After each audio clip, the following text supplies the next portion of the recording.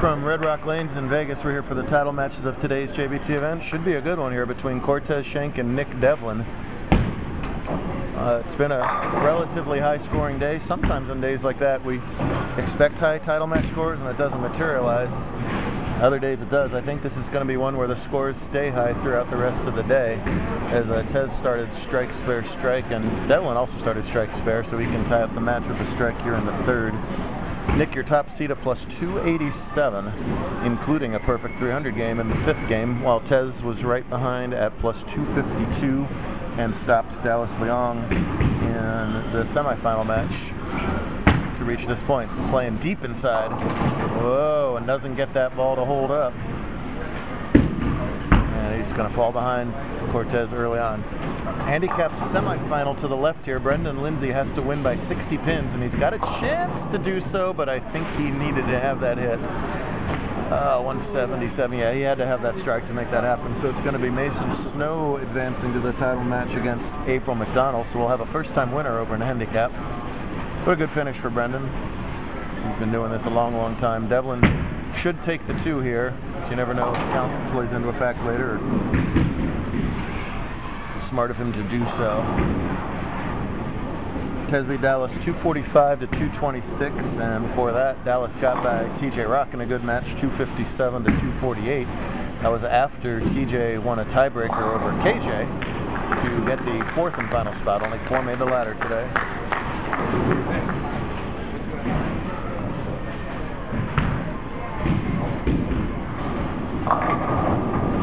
Uh-oh. Good time for that. 7-10 out of the youngster. Nick, the defending Pac Northwest Conference Bowl of the Year.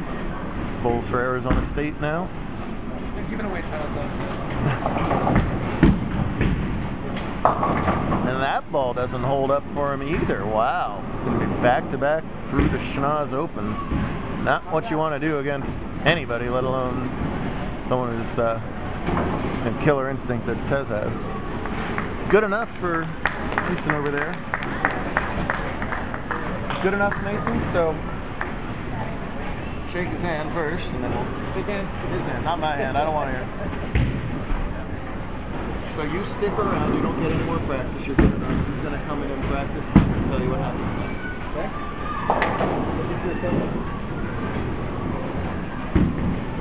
Nick takes the 2 again, but Cortez has a chance to put an early hammerlock on this match if he can throw 2 more strikes.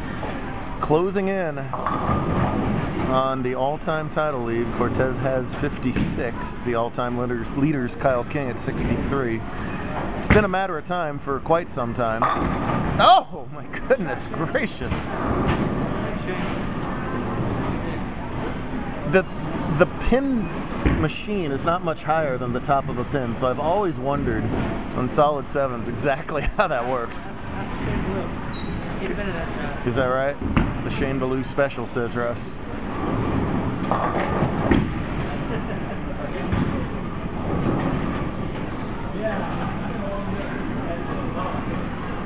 Tez goes hard and straight at just about everything. No problem at the 7 pin there.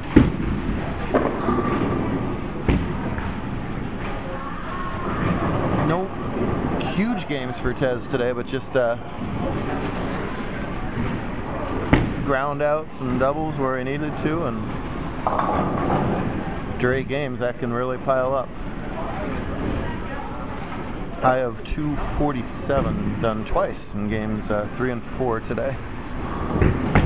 Using a little bit of loft. Wow, so he's unable to put the 3 in a row together. So Devlin has got to be thrilled to only be trailing by 24 through 4.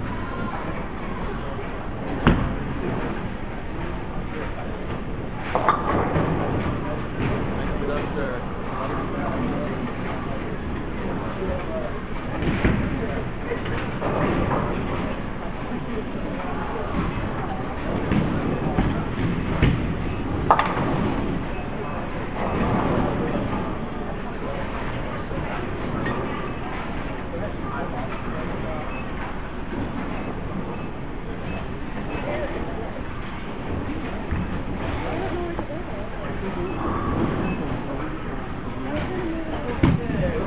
Go now.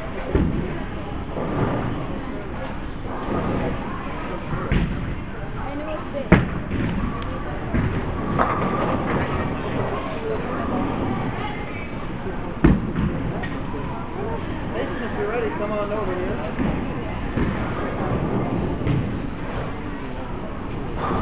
Well, one of you's going to win your first title here in a couple minutes. Handicap-wise, the difference is 27. You have to beat him. It's also your choice whether you have to do other players.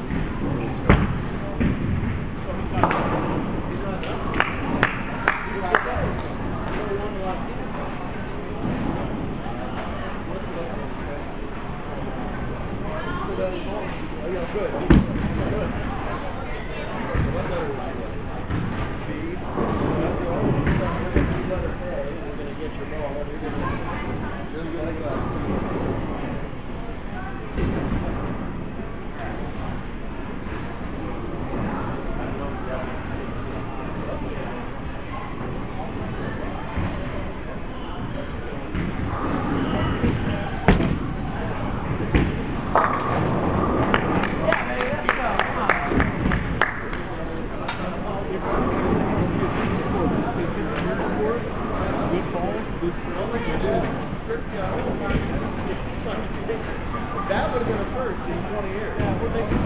That's never happened. The winner has never been before.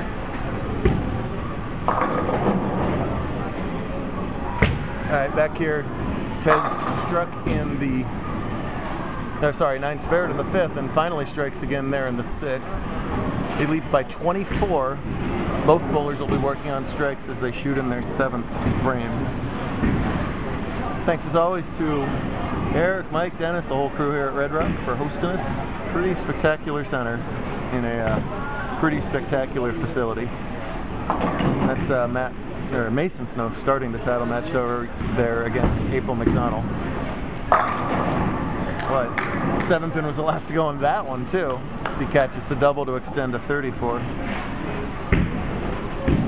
Tez doesn't use loft a lot. It's another one of the many, many tricks. You don't win a zillion titles without having a lot of tricks. Sometimes you'll watch a title match with him and you don't even hear the ball hit the lane. This time, obviously with where people are standing, the lanes are pretty burnt. You can stand in front of the return like Nick's doing, or you can use a little loft like Tez is doing. You can do them both if you need to. This ball's going to go right around the 6th arrow. Right, well, it literally hit the 6th arrow as it dropped out of the sky. Hold on Montreal, it's a pretty favorable surface here, a lot of friction, so unless they're just stupid hard, they tend to be pretty scoreable here, but when the oil dries up, yeah, you got to go somewhere to get the ball to get through the first 40 feet of the lane, and the only place left is what was the lefty's head oil. Now, of course, he doesn't have to stand in front of the ball return, so he stands further back. Just about every high-level bowler can do the stand in front of the ball return trick these days. That was alien. Oh! How many tricks were freaking having? 38, I believe. 38? I believe so, yes. Wow, he almost got a weird messenger there, but he didn't. It's going to be hard. And went in front of it. It's going to be hard for him to win the match now. It's a pretty good shot. Obviously, he liked it off his hand. And just that back-to-back 4-6 combos is pretty deadly at this level of competition. Hard and straight at the spare, no problem at all. But the problem is that he can max out for 204. And Tez right now is going at a 209 pace. So if Cortez can fill frames the rest of the way, there's nothing Nick can do about it.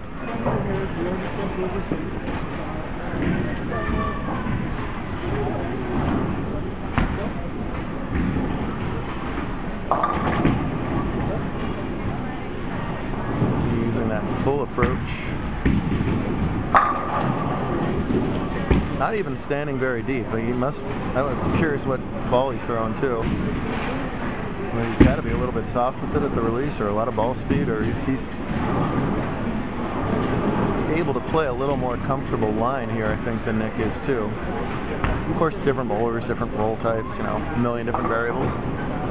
But either way, it's going to be a cruise to a win here. So, make it official with that. There you go. So, start piling up the statistics there. Make that Hey, make that win number 57 on lane number 57. Kyle King is now a mere 6 titles away from being tied. We never, ever thought anyone would get near Kyle's record, and Tez is going to do it before even, was in college. Kyle piled on quite a few of those wins in his college age years.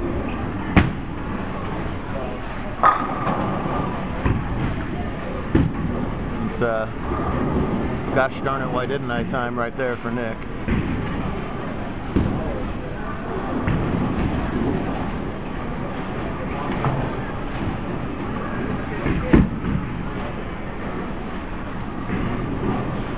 We'll try it again tomorrow under Super Survivor. I'm predicting we might have one of our highest scoring tournaments of the year tomorrow with the pattern and the surface combined. There's 40 boards on the bowling lane. The gutter takes about 10 more. Nick's a good 4 boards left of that. And even that ball barely set up in the pocket. And he's that is a look you see on a lot of bowlers' faces when they play Tez, or when you know that, geez, it was there.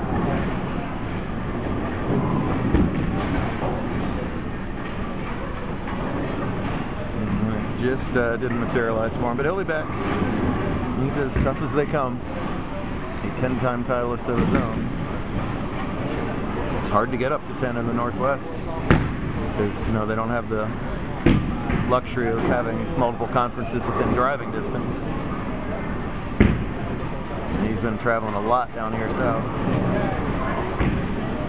Expect him to increase that title count greatly over the course of the season when he's not hopefully increasing the title count for ASU. And there it was. Nonplussed is his look right now. So part 2 will have April and Mason going for their first career titles each. And at the other end of the spectrum, we stand at 5-7.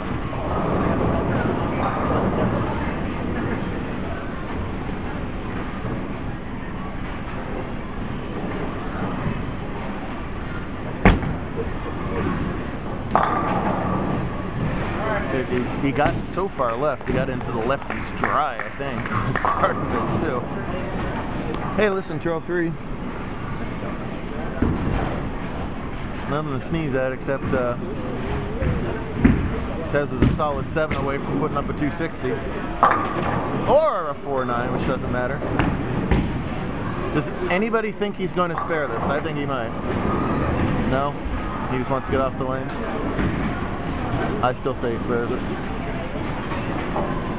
You're just angry.